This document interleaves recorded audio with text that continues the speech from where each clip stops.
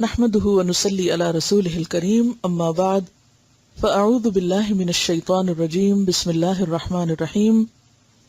نیت کے مسائل۔ اعمال کے اجر و ثواب کا دار و مدار نیت پر ہے۔ عن عمر بن الخطاب رضی اللہ عنہ قال سمعت رسول اللہ صلی اللہ علیہ وسلم یقول انما الاعمال بالنیات وانما لكل امرئ ما نوى فمن كانت هجرته الى دنیا يصيبها او الى امرأة ينكحها فهجرته الى ما هاجر الیہ، رواہ البخاری۔ حضرت عمر بن خطاب رضی اللہ عنہ کہتے ہیں میں نے رسول اللہ صلی اللہ علیہ وسلم کو فرماتے ہوئے سنا، اعمال کا دار و مدار نیتوں پر ہے، ہر شخص کو اس کی نیت کے مطابق بدلہ ملے گا۔ جس نے دنیا حاصل کرنے کے لیے ہجرت کی اسے صرف دنیا ہی ملے گی، ہجرت کا ثواب نہیں، اور جس نے کسی عورت سے نکاح کے لیے ہجرت کی اسے بس عورت ہی ملے گی، ہجرت کا ثواب نہیں۔ اسے بخاری نے روایت کیا ہے۔ یعنی ہر انسان جو کچھ بھی کرتا ہے بظاہر وہ کتنا ہی اچھا، کتنا ہی بڑا اور کتنا ہی نیک عمل کیوں نہ نظر آتا ہو، لیکن اگر اس کے پیچھے مقصد اور ہے، غرض کچھ اور ہے، نیت کچھ اور ہے، تو بظاہر کیا وہ عمل فائدہ نہ دے گا جب تک کہ وہ کام اللہ کے لیے نہ ہو اور درست مقصد کے لیے نہ ہو، آخرت کے لیے نہ ہو۔ اسی طرح عبادات میں بھی نیت کاؤنٹ ہوگی۔ اگر کوئی ویسے ہی سارا دن بھوکا پیاسا رہتا ہے تو اس کے بھوک پیاس کا اسے کوئی اجر یا صلہ یا بدلہ نہ ملے گا۔ تو خواہ وضو کرنا ہو یا نماز پڑھنا ہو یا زکوٰۃ دینا ہو یا حج کرنا ہو یا پھر روزہ رکھنا ہو، ہر عمل کے پیچھے نیت کرنا ضروری ہے۔ دکھاوے کا روزہ شرک ہے۔ ان شداد ابن اوس رضی اللہ عنہ قال سمعت رسول اللہ صلی اللہ علیہ وسلم یقول من صلی یرائی فقد اشرک ومن صام یرائی فقد اشرک ومن تصدق یرائی فقد اشرک، رواہ احمد۔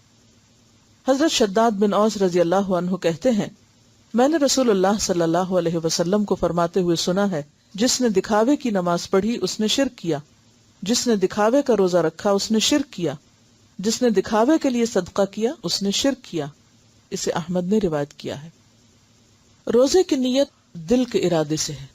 مروجہ الفاظ وبصوم غد نویت سنت سے ثابت نہیں، کیونکہ نیت زبان پر نہیں ہوتی، نیت دل میں ہوتی ہے، اور روزے کی نیت کے لیے کوئی بھی الفاظ نبی صلی اللہ علیہ وسلم سے ثابت نہیں ہے۔ فرض روزے کی نیت فجر سے پہلے کرنا ضروری ہے، یہ بہت اہم بات ہے۔ فرض روزے کی نیت فجر سے پہلے کرنا ضروری ہے۔ ان حفصہ رضی اللہ عنہا ان النبی صلی اللہ علیہ وسلم قال من لم یجمع الصیام قبل الفجر فلا صیام له، رواہ ابو داؤد والترمذی۔ حضرت حفصہ رضی اللہ عنہا سے روایت ہے نبی اکرم صلی اللہ علیہ وسلم نے فرمایا جس نے فجر سے پہلے روزے کی نیت نہ کی اس کا روزہ نہیں۔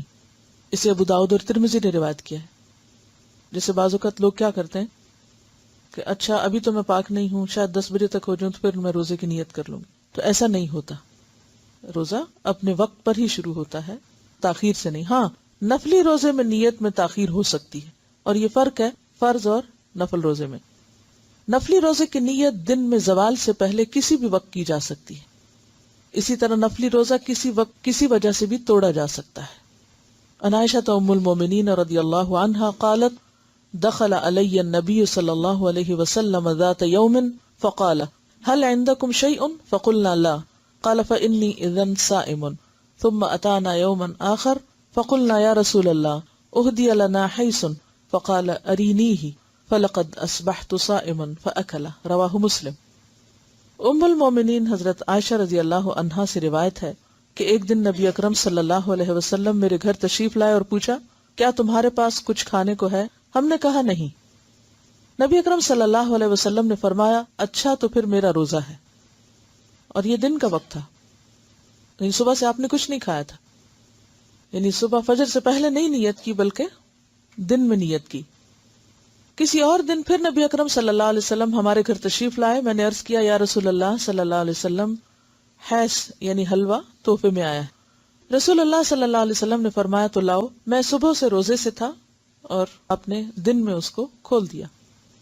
یعنی اگر نفلی روزے سے ہو انسان اور کوئی بھی وجہ ہو یا کوئی بھی وقت ہو، زوال سے پہلے زوال کے بعد، تو اس کو کھولا جا سکتا ہے. مثلاً آپ نے روزہ رکھا ہوا ہے، آپ کسی کے گھر گئے، وہ آپ کو کھانے کے لیے کہتے ہیں، اور اب آپ ظاہر نہیں کرنا چاہتے کہ آپ نے روزہ رکھا تو، اور آپ نفلی روزے رکھتے ہیں، تو آپ کھانے میں شریک ہو جائیں، روزہ کھول دیں. ایسا کیا جا سکتا ہے، ایسا کرنا گناہ نہیں. لیکن رمضان کا روزہ جو ہے اسے آپ اس طرح نہ توڑ سکتے ہیں اور نہ ہی اس میں تاخیر کر سکتے ہیں. مانا ہوا روزہ جو ہے وہ پھر فرضی روزے کے مطابق ہو جائے گا، یعنی نفلی روزے اور فرضی میں فرق ہے، یعنی وہ فرض کے برابر ہو جاتا ہے. پھر اسی طرح آپ دیکھیے امام احمد کہتے ہیں کہ سارے مہینے کے روزوں کی کٹھی نیت بھی آپ کر سکتے ہیں. جیسے رمضان شروع ہوا تو آپ کیا نیت کرتے ہیں کہ میں پورے روزے رکھوں. تو گویا آپ اگر ہر روز صبح سویرے اٹھ کے یہ نہیں کہتے کہ میں آج روزہ رکھ رہا ہوں، تو آپ کا سحری کے وقت اٹھنا جو ہے وہ کس ارادے سے اٹھنا ہے. رات جب آپ سوچ کے سوتے ہیں کہ مجھے اتنے بجے اٹھنا ہے، 5 بجے اٹھنا ہے، تو وہ آپ عام طور پہ اگر نہیں اٹھتے تو کس لیے اٹھ رہے ہیں؟ سحری کے لیے. تو یہ سحری کے لیے اٹھنا بھی دراصل کیا ہے؟ آپ کی نیت ہے، اور نیت جو ہے وہ دل کے ارادے کا نام ہے. اسی طرح بعض لوگ یہ پوچھتے رہتے ہیں کہ کیا ہم شوال کے روزے اور قضا روزے اکٹھے رکھ سکتے ہیں، یعنی ایک ہی دن میں 2 نیتیں اکٹھی کر لیں؟ تو 2 نیتیں بیک وقت جمع نہیں کی جا سکتی، کیونکہ ایک فرض ہے اور ایک نفل ہے.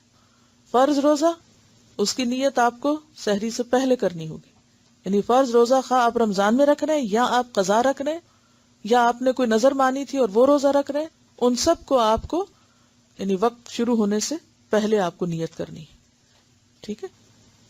اب آپ شوال میں روزے رکھ رہے ہیں، تو آپ کیا چاہتے ہیں کہ آپ کے یا تو شوال کے روزے ہوں یا پھر قضا.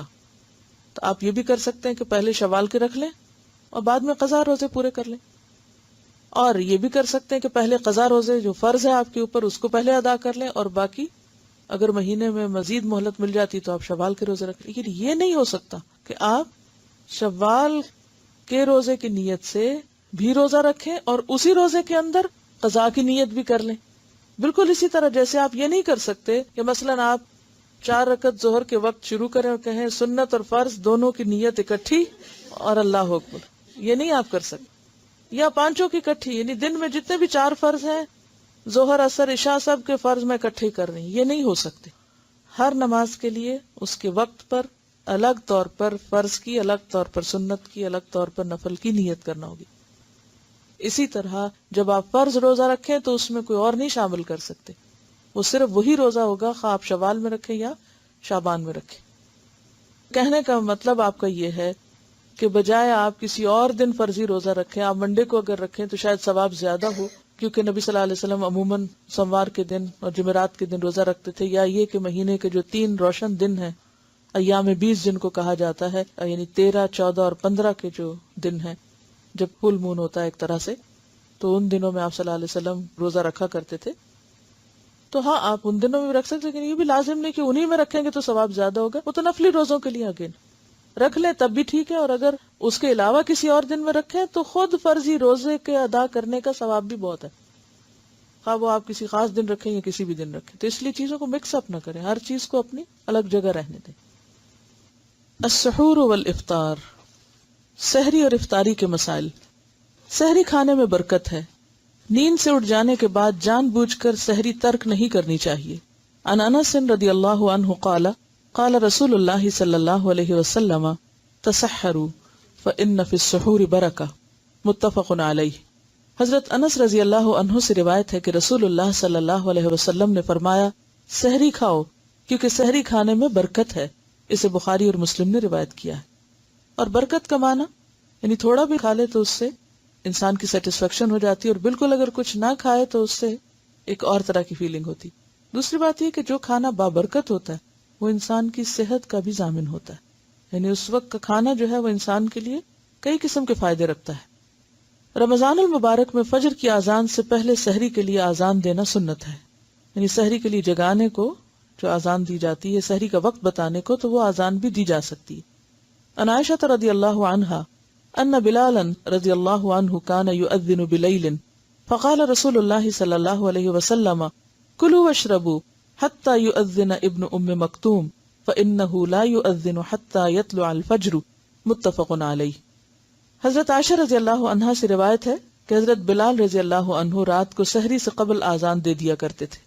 چنانچہ رسول اللہ صلی اللہ علیہ وسلم نے فرمایا اس وقت تک کھاؤ پیو جب تک کہ ابن ام مکتوم آذان نہ دے دیں، اس لیے کہ ابن ام مکتوم اس وقت تک آذان نہیں دیتے جب تک فجر نہ ہو جائے. اسے بخاری اور مسلم نے روایت کیا. اب بھی اگر آپ سعودی عرب جائیں تو آپ نے دیکھا ہوگا کہ تہجد کی اذان اسے بولتے ہیں عام طور پر، اور وہ کچھ وقت پہلے ہوتی ہے فجر کی اذان سے.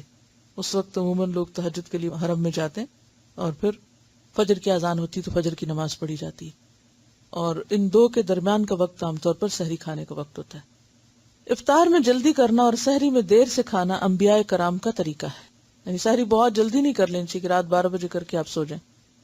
عن ابی الدرداء قال قال رسول اللہ صلی اللہ علیہ وسلم ثلاث من اخلاق النبوة تعجیل الافطار وتأخیر السحور ووضع الیمین علی الشمال فی الصلاة رواہ الطبرانی. حضرت ابو درداء رضی اللہ عنہ روایت کرتے ہیں کہ رسول اللہ صلی اللہ علیہ وسلم نے فرمایا 3 باتیں اخلاق نبوت میں سے ہیں، یعنی نبیوں کا طریقہ رہی ہیں. نمبر 1 روزہ جلدی افطار کرنا، اور جلدی سے مراد سورج غروب ہوتے ہی، وقت ہونے کے فوراً ساتھ ہی. نمبر 2 سحری دیر سے کھانا، یعنی آخری وقت میں کھانا، وقت کے بعد نہیں، وقت تک.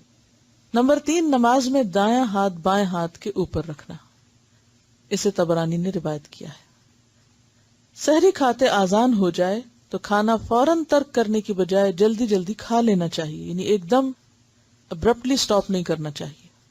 عن ابی ہریرہ رضی اللہ عنہ قال قال رسول اللہ صلی اللہ علیہ وسلم اذا سمع احدکم النداء والاناء على يده فلا يدعه حتى يقضي حاجته منه رواہ ابو داود.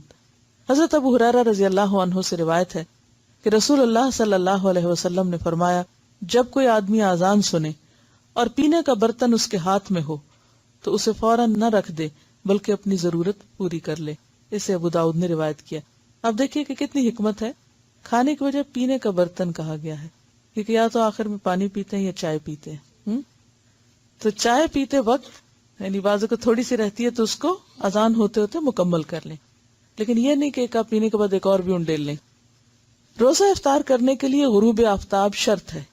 عن عمر رضی اللہ عنہ قال قال رسول اللہ صلی اللہ علیہ وسلم اذا اقبل اللیل من ها هنا وادبر النهار من ها هنا وغربت الشمس فقد افطر الصائم متفق علیہ. حضرت عمر رضی اللہ عنہ کہتے ہیں رسول اللہ صلی اللہ علیہ وسلم نے فرمایا جب رات آ جائے، دن چلا جائے اور سورج غروب ہو جائے تو روزہ دار روزہ کھول لے. اسے بخاری اور مسلم نے روایت کیا ہے. دوران سفر جہاز پر سوار ہوتے وقت اگر روزہ افطار کرنے میں 15 منٹ باقی ہوں لیکن پرواز کی مطلوبہ بلندی پر پہنچ کر سورج 1 گھنٹے بعد غروب ہوا تو روزہ بھی 1 گھنٹے بعد ہی افطار کیا جائے گا. اسی طرح سحری کے وقت کا تعین بھی حاضر جگہ اور مقام کے لحاظ سے کیا جائے گا. اس میں بہت دلچسپ بات ہے. ایسا ہوا کہ ایک مرتبہ رمضان میں سفر تھا تو لوگ فلائٹ پہ بیٹھے ہوئے تھے، تو جو ہی ابھی فلائٹ اٹھ رہی تھی تو افطار کا وقت ہو گیا، تو انہوں نے اعلان کر دیا کہ افطار کر لیں. لوگوں نے افطار کر لیا اور جب فلائٹ سٹیبل ہوئی اوپر گئی تو سورج نظر آ گیا اور لوگوں نے شور مچا دیا کہ ہمارا روزہ خراب کر دیا ہے، ابھی تو سورج غروب ہی نہیں ہوا. تو یقیناً جب آپ اوپر جا کے دیکھیں گے تو سورج ابھی نظر آ رہا ہوگا، نیچے ہوں گے تو سورج آپ کو نہیں دکھے گا. تو بات یہ ہے کہ اگر تو ابھی جہاز نیچے ہی ہے اور اس وقت ہو چکا ہے اور آپ افطار کرتے ہیں تو آپ کا افطار درست ہے، بھلے 5 منٹ کے بعد اوپر جا کے آپ سورج دیکھتے ہیں، کیونکہ اس وقت کو شمار کیا جائے گا جب آپ اس خاص مقام پر تھے. کہ شریعت کے احکام زمان، مکان اور کیفیت اور کمیت اور وہ تمام چیزوں کو سامنے رکھ کے طے ہوتے ہیں. لیکن اگر افطار ہونے میں 5 منٹ تھے اور اتنے میں جہاز اوپر چڑھ گیا اور اب وہ 5 منٹ